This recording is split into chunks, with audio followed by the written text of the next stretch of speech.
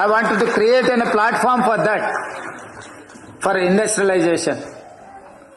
IT ఫార్మాలో మనం సాధించాల్సినంత ప్రగతి సాధించినాం. ఇప్పుడు పరిశ్రమలను తెచ్చుకోవాల్సిన అవసరం ఉన్నది. ఈ పరిశ్రమల కోసం మనకు మన state land lock state. Because of land lock state we don't have any port.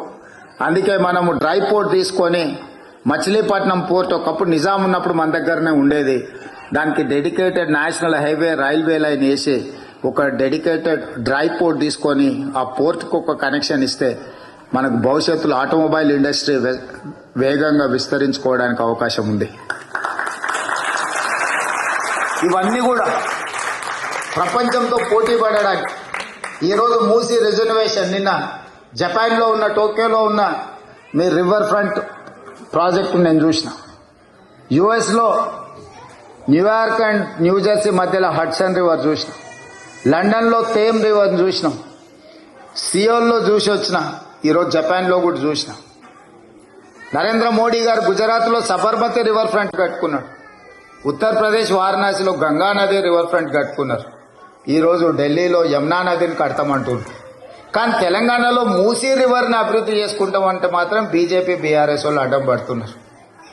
నీళ్ళు అనేది సంస్కృతికి, నీళ్ళు అనేది అభివృద్ధికి. ఎక్కడైతే నీళ్లు ఉంటాయో అక్కడ సంస్కృతి, అక్కడ నాగరికత పెరిగింది. ఈరోజు మూసీ నదిని ప్రక్షాళన చేసుకోవాల్సిన అవసరం ఉన్నది.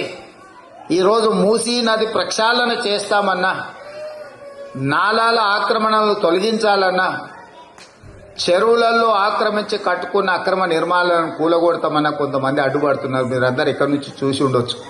హైడ్రా కూలగొడుతుంది. చెరువు మధ్యలో నిర్మాణాలు చేస్తే కూలగొట్టకుండా ఉంటే రేపు ప్రకృతి మనల్ని క్షమిస్తుందా? ఈరోజు మీ టోక్యో నగరం పొల్యూషన్ ఫ్రీ సిటీ. మన దగ్గర పొల్యూషన్తో ఢిల్లీలో పార్లమెంట్లు, స్కూళ్ళు, గవర్నమెంట్ ఆఫీసులు అన్నీ మూసేసింది. అంత పెద్ద నగరాన్ని నిర్మించుకున్న తర్వాత కేవలం కాలుష్యం వల్ల ఢిల్లీ నగరమే స్తంభించే పరిస్థితి ఉంటే మనం గుణపాఠం నేర్చుకోవాల్సిన అవసరం లేదా? హైదరాబాద్ నగరాన్ని కూడా మనం అట్లనే కాలుష్యమైన నగరంగా మనం అట్లే వదిలేద్దామా? ఈరోజు మూసి ప్రక్షాళన అందుకోసమే నేను చెప్తున్నా. అందుకోసమే మెట్రో విస్తరించాలంటున్నా. అందుకోసమే రీజనల్ రింగ్ రోడ్డు నిర్మించాలంటున్నా. అందుకోసమే రేడియల్ రోడ్స్ నిర్మించాలంటున్నా. ఇవన్నీ కూడా తెలంగాణ పురోగతికి అత్యంత కీలకమైన అంశాలు.